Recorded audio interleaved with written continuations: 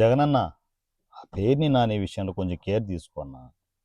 మరీ వైలెంట్గా ఏ పడితే ఈ ప్రెస్ మీట్లు పెట్టేస్తున్నారు. అంటే మనం చేసింది తక్కువ, వాగేది ఎక్కువ అయితే జనాలు ఈసారి ఇంకొక డెసిషన్ తీసుకున్నారనుకో, వై నాట్ 175 అని చెప్పేసి మనం ఏదేదో వాగాము.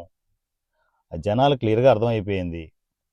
ఈ బ్యాచ్లన్నీ వైఎస్ఆర్సీపీ బ్యాచ్లన్నీ మా ఆస్తులు తాకట్టు పెట్టి మాకే బిచ్చమేస్తున్నారని చెప్పేసి అర్థమైన తర్వాత ఈసారి వైసీపీ వస్తే ఆస్తులు మొత్తం గయ్యప్ తీసుకునేసి అందరూ పంచుకుంటారా అయ్యా అని చెప్పేసి జనాలు భయపడిపోయి కొడితే 175 నుంచి 11కి వచ్చాం. పోనీ 171 మీరు అంతా పిసుకుంటుంటారు కదా, 171 అనుకోండి, 11కి వచ్చాం.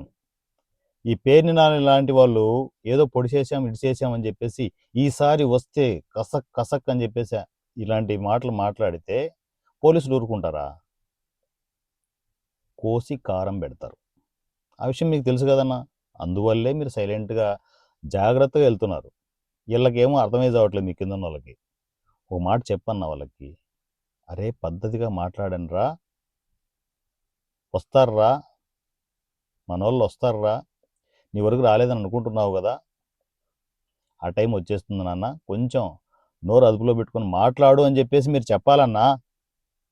మీ కింద వాళ్ళకి చెప్పాలిగా. ఆ 11 మందిని కూడా కంట్రోల్ చేయలేకపోతే మనం ఎందుకన్నా పాలిటిక్స్లో ఉండి ఎందుకు చెప్పు? వైఎస్ఆర్పీ బొంగులో దానికా? కాదు కదా. పార్టీ ఉన్నది నాయకుల్ని చాలా జాగ్రత్తగా కంట్రోల్ చేయడానికి. ఆ కంట్రోల్ చేయాలన్నా చెయ్యి. ఎన్ని నానికి ఒక మాట చెప్పు, కొంచెం జాగ్రత్తరా, కంట్రోల్లో పెట్టుకొని మాట్లాడు అని చెప్పు. లేకపోతే ఒక్కోడు శ్రీకృష్ణ జన్మస్థానానికి వెళ్తూనే ఉంటారు. అర్థం చేసుకుందాం, మన పార్టీని మన పరువును కాపాడుకుందాం జగనన్న.